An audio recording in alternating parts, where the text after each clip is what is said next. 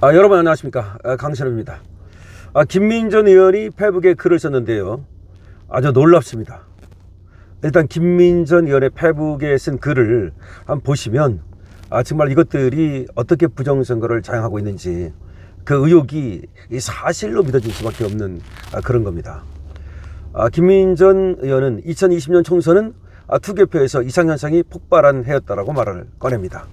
2020년 총선 너무 이상했다는 겁니다. 첫 번째, 분류기의 오류인지 의심스러운데 물음표로 인해서 공주, 부여, 청양지역구에서 당락이 바뀔 뻔했다는 겁니다.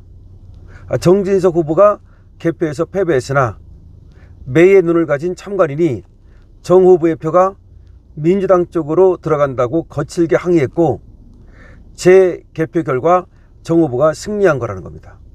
기가 막히지 않습니까? 이때 참관인이 매의 눈을 갖지 않았다면 정 후보의 표를 상대방 표로 계산했다는 얘기야. 이게 무슨 얘기입니까 도대체가? 그러니까 개표 과정에서 이것들이 농락을 하는 거 아닌가.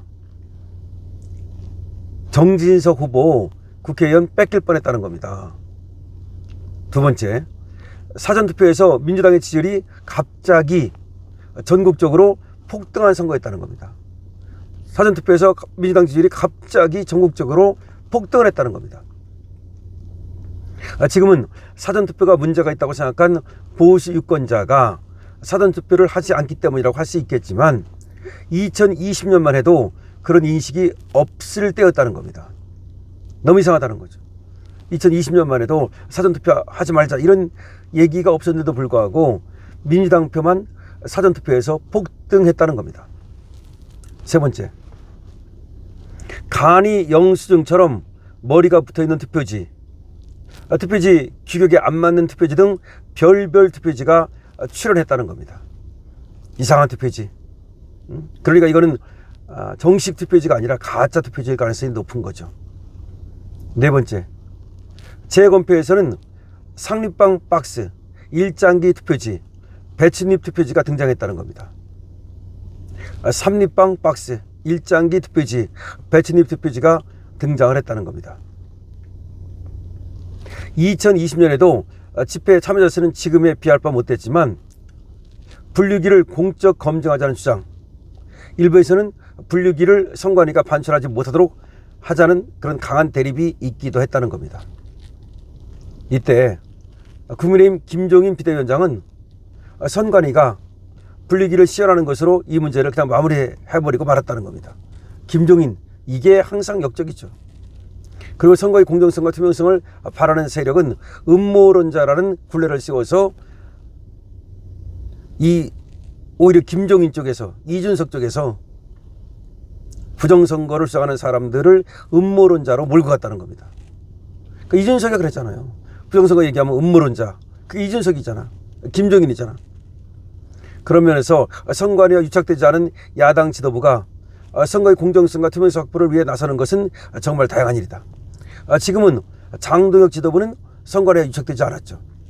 근데 이준석과 저 김종인은 이미 선관위와 그 전부터 유착됐을 가능성, 이미 오염됐을 가능성이 있는 거죠.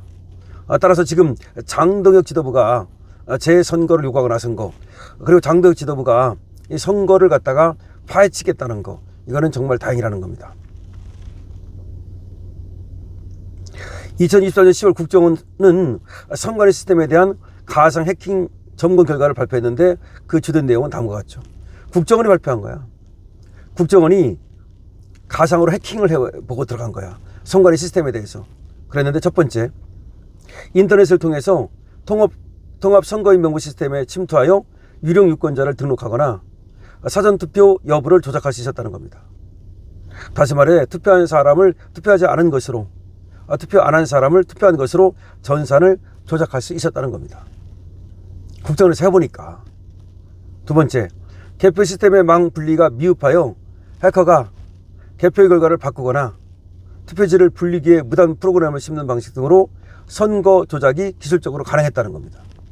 밖에서 이게 해커가 들어가가지고 개표 결과를 바꾸는 게 가능했다는 거예요. 경천 동지할 일이죠. 3. 그러나 2020년 총선 데이터는 이미 폐기돼서 실제 조작이 있었는지 확인하지 못했다는 것이 그때 국정원의 발표입니다. 그러니까 바로 폐기를 해버렸기 때문에 실제 조작이 있었는지 여부는 파악하지 못했지만 국정원의 발표에 의하더라도 얼마든지 전산 조작이 가능하다. 국정원은 얼마든지 전산 조작이 가능하다는 발표를 했던 겁니다. 그래서 송파에서 3만 표가 순식간에 사라진 일이 있었다는 겁니다. 지금 김민전 의원의 말에 따르면, 근데 그것이 전산 데이터 조작 실수인지 뭐 아닌지는 모르겠지만 그것이 아니라면 설명하기가 어렵다는 겁니다. 그러니까 송파에서 3만 표가 순식간에 사라진 일이 있었는데 그것이 실수인지 뭐 조작인지 고인지 이건 모르더라도 어쨌든 간에 그런 일이 있었다는 것만 해도 얼마든지 밖에서 해킹을 통해서 조작이 가능한 것이 아니냐, 이런 의문이 있다는 겁니다. 그래서 김민전 의원의 예를 보더라도 너무 이상한 일이 많다는 건데, 특히 2020년 총선은 이상현상이 폭발했다. 정진석 당시 후보가 그냥 국회의원을 뺏길 뻔했다. 그리고 민주당 지지율이, 사전투표 지지율이 갑자기 치솟았다. 그리고 이상한 그 투표지가 많이 발견이 됐다. 뭐 일장기 투표지니, 배치님 투표지니, 그 다음에 또 기억이 안 맞는 투표지니, 이런 식으로 말이죠. 그래서 결과적으로 당시에도 이 부정선거 여론이 크게 일었는데, 그때 김종인과 이준석이가 부정선거를 얘기하면 그걸 음모론이라고 몰고 가가지고 결국 그 여부를 밝히는데 실패했다는 겁니다. 근데 그때도 만약에 김종인이나 아니면 이준석 같은 자가 아니라 정말 선관위와 유착되지 않은 그런 사람이 국힘의 지도부를 맡고 있었다면 그때 사실관계를 좀 알 수 있지 않았겠나라는 생각입니다. 그 다음에 김민전은 또 페북에다가 그런 글을 썼습니다. 국정원이 이 선관위 시스템을 갖다가 해킹해봤잖냐. 해킹해봤을 때 해킹이 가능했다는 겁니다. 충분히 가능했다는 거야. 그런데 2020년 총선에 대해서는 이것이 해킹에 의해서 조작이 됐는지 여부를 확인하지 못했는데 이미 데이터가 폐기돼서 알아볼 수가 없었다, 그런 말입니다. 그러면서도 인터넷을 통해서 통합선거인명부 시스템에 침투하는 것이 가능했고 유력 유권자를 등록하고 사전투표 여부를 조작하고 이게 다 가능했다는 겁니다. 이게 무슨 말입니까 도대체가 말이죠.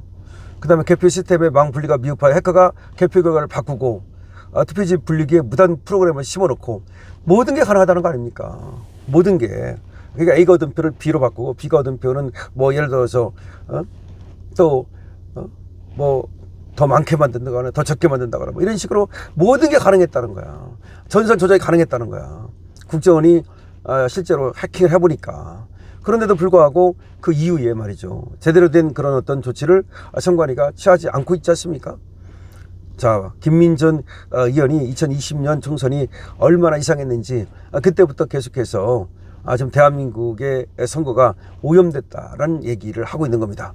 여러분들이 이에 대해서 어떻게 생각하십니까? 강신업 TV입니다. 좋아요와 구독을 부탁드립니다.